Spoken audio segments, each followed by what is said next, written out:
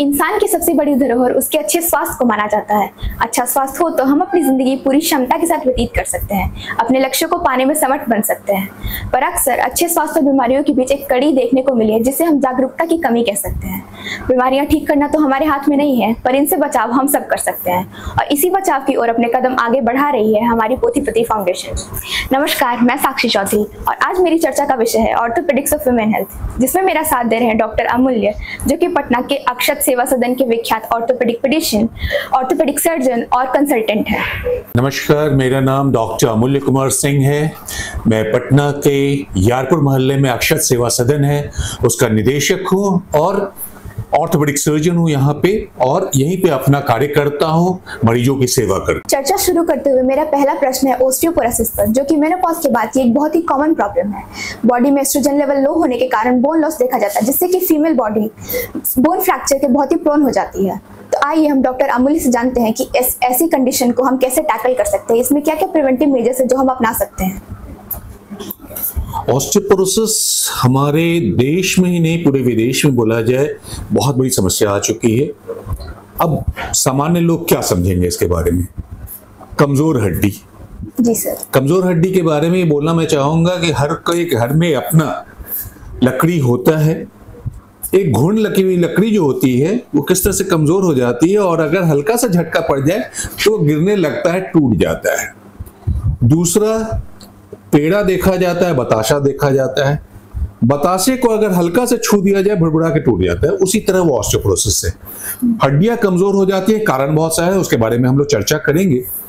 लेकिन जब हड्डियां कमजोर हैं, उसको हल्का सा भी चोट लगेगा तो या तो वहां दर्द होने लगेगा या हड्डियां टूट जाएंगी।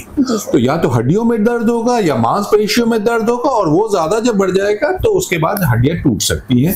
तो ये हमारे देश में बहुत बड़ी समस्या बन चुकी है।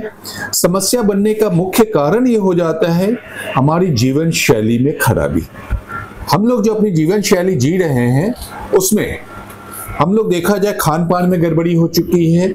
हम जो भोजन करते हैं वह प्रोटीन, कैल्शियम, विटामिन डी और जितने भी उसमें पोषक तत्व हैं उसमें उतना सामंजस्य नहीं रहता है। उसके कारण जो आप खाते हैं वह आपके शरीर के मांसपेशियों और हड्डियों को उतनी विकसित नहीं करती जी सर। और उसके साथ हड्डियां कमजोर होती जाती है। हमेशा बोला जाता है osteoporosis is a disease of old age, बुढ़ापे की बीमारी है। उस वक्तव्य से थोड़ा सा मैं डिफर करना चाहता हूं। क्यों डिफर करना चाहता हूं? अगर आपकी बचपन की हड्डियां ही कमजोर होंगी तो बुढ़ापा तो और भी ज्यादा कमजोर हो जाएगा। अब हमारे बच्चों की बात करें, जिस स्कूल में पढ़ने जाते हैं उनको खेलने का समय कम मिलता है। जब खेलने कम जाते हैं तो विटामिन डी उनको कम मिलती है। विटामिन डी कहाँ से मिलेगी? वो सूर्य की रोशनी से मिलेगी। हमारे बच्चे सूर्य की रोशनी में नहीं जाते हैं, वो स्कूल में कुछ देर रहते हैं, आते हैं घर में, उसके बाद पेरेंट्स, सबके पेरेंट्स आकर वर्किंग है, काम कर रहे हैं, माता पिता, घर में कोई देखने वाला नहीं है, वो अपने मोबाइल फोन या टीवी पे लग जाते हैं। माता पिता जब आते हैं तो पढ़ने में लग जाते हैं, तो सूर्य की रोशनी नहीं मिलती तो विटामिन डी नहीं मिलती है। विटामिन डी का क्या रोल है? हम जो भी खाना पौष्टिक भोजन ले रहे हैं जिसमें कि कैल्शियम होती है, उस कैल्शियम को ढंग से पचाने के लिए विटामिन डी की जरूरत होती है। वो विटामिन डी में सूर्य की रोशनी से मिल रही है। माता पिता अगर बहुत अच्छा खाना दे भी दे, दूध दे दे, अच्छी संख्या में फ्रूट्स दे दें, लेकिन विटामिन डी नहीं रहेगी तो वो जो कैल्शियम है वो हड्डियों तक नहीं जा पाएगी, तो हड्डियां कमजोर हो जाएगी। इसलिए हमेशा हम लोग बोलते हैं कि ये बुढ़ापे की बात जागरूकता की जरूरत होती है, लेकिन youth, the young age has to be trained well. फिर हो जाती है मेल और female, boys girls, young boys young girls, जो भी आप बोलना चाहो, हमारे यहाँ सबके, वो मेल हो फीमेल हो, 25 से 30 वर्ष तक एक जैसी हड्डी बराबर बनते जाती है। जी सर। तो 25 से 30 वर्ष तक आप अपने हड्डियों का निर्माण कर सकते हैं और 25 वर्ष से 35 वर्ष तक वो एक प्लेचियो होती है। सपोज मैं बहुत ही जागरूक हूं, मैं बहुत अच्छा एक्सरसाइज करता हूं, बहुत पौष्टिक भोजन लेता हूं बचपन में, तो मेरी हड्डी इतनी ऊपर तक बन सकती है। तुम अपने में ध्यान नहीं देती हो, अच्छा भोजन नहीं करती हो, लगी रहती हो कि मुझे खेलने बाहर नहीं जाना है, मुझे विटामिन डी से मतलब नहीं, सूर्य की रोशनी से मतलब नहीं है, तो मेरा जो हड्डी उस समय इतना मजबूत होगा, तुम्हारा यहां मजबूत होगा। अब हमारा प्लेचियो जो 25 से 30 ऐसे जाएगा, yes, मेरा जो कमी है 35 से यहां से शुरू होगा, तुम्हारा 25-35 यहीं से शुरू हो जाएगा।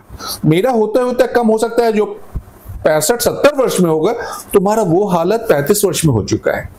35 वर्ष के बाद प्रत्येक व्यक्ति का, वो मेल हो फीमेल हो, औरत हो मर्द हो, सभी का जितनी भी हड्डियां बनी हैं उसका 0.3 से 0.5% प्रति वर्ष लॉस ही होना है। 25 वर्ष तक आप बना सकते हैं, जिसको एनाबॉलिक हम लोग बोलते हैं, वहां तक बना सकते हैं। 25 से 35 वर्ष आप बराबरी में रखते हैं। 35 वर्ष के बाद वो क्षय होने लगता है। सभी का 0.3 से 0.5% प्रति वर्ष कमजोर होता जाएगा। ये चलेगा, लेकिन महिलाओं में क्या अंतर आने वाला है? मेनोपॉज। 45 वर्ष से 50 वर्ष के बीच में एवरेज हम सामान्यता की बात करेंगे, जहां महिलाओं का मेनोपॉज होगा, दैट इज मासिक जो है वो बंद होता है। जैसे ही मासिक बंद होता है, उनके शरीर में ईस्ट्रोजन की और ज्यादा कमी हो जाती है। अब महिलाओं और पुरुष में अंतर यहां आ गया। आपके यहाँ जो ईस्ट्रोजन था, हमारे यहाँ जो टेस्टोस्टेरोन था जो कि हड्डियों को बना रही थी, आपका ईस्ट्रोजन खत्म हो गया, मेरा टेस्टोस्टेरोन बचा हुआ है मर्दों में। तो आपका जो 45 वर्ष के बाद का है वह 10 गुना हमसे ज्यादा क्षय होगा। 0.3 से 0.5 जो है अब महिलाओं में मेनोपॉज के बाद वो 3 से 5% होने लगेगा। मेरा 0.3 से 0.5 ही चलता रहेगा वो लॉस। तो ये महिलाओं में देखा जाता है, जैसे ही मेनोपॉज होता है उनकी हड्डियां टूटने की, कमजोर होने की संभावना और बढ़ जाती है। तो उसके लिए हमें जागरूक करना, हम इलाज की बात कभी नहीं करना चाहेंगे, जागरूक करना है। जागरूकता में क्या क्या है? पहला तो आपकी जीवन शैली अच्छी हो, आप व्यायाम कीजिए, धूप में रहिए, रोज कोशिश कीजिए आधे घंटे से 45 मिनट जरूर अपने शरीर के लिए निकालिए, जो कि व्यायाम, वो योगा भी हो सकता है, सूर्य की रोशनी में भी जाके मॉर्निंग डे में आप अपना मॉर्निंग वॉक भी कर सकते हैं। साथ में पौष्टिक भोजन, जिसमें कि दूध, फल, साग सब्जी, जो भी मांसाहारी हो वो अपना मछली जो भी खा रहे हैं उनके लिए भी ये होगा, उसको एक अच्छा भोजन होना चाहिए, शुद्ध भोजन होना चाहिए। आजकल के जमाने में शुद्ध भोजन मिलना मुश्किल हो जाता है, तो वो घर में ही संभव है। बाजार में आपको शुद्ध भोजन जल्दी नहीं मिलता है। और उसके बाद फिर जो उसमें खराबी हो सकती है वह है, अगर आप शराब का सेवन करते हैं, धूम्रपान करते हैं, तो आपकी हड्डियां ज्यादा कमजोर होंगी। तो महिलाओं में भी आजकल देखा जा रहा है, आप किसी भी चले जाओ, हमारे पटना की बात करो, एक अच्छे जगह चले जाओ, यंग बॉयज यंग गर्ल्स किसी भी जगह बैठे हुए लगातार सिगरेट पीते रहते हैं, तो उनकी हड्डियां ज्यादा कमजोर होंगी। तो धूम्रपान हमारे शरीर की हड्डियों को और कमजोर करता है। तो अगर जीवन शैली में बदलाव हो तो उसके लिए ये भी है कि आप शराब से दूर रहिए, धूम्रपान से दूर रहिए, कॉफी 3 कप से ज्यादा अलाउड नहीं है। ज्यादा कॉफी जो पीते हैं बच्चे जो ज्यादा पढ़ते हैं वो रात में 5-6 बार कॉफी पी लेते हैं, उससे भी हड्डियां कमजोर होंगी। तो ये सारा चीज छोटी छोटी चीजें हैं जिनको कि हम जागरूक करके, स्पेशली हमारा बनता है यूथ को ट्रेन करना।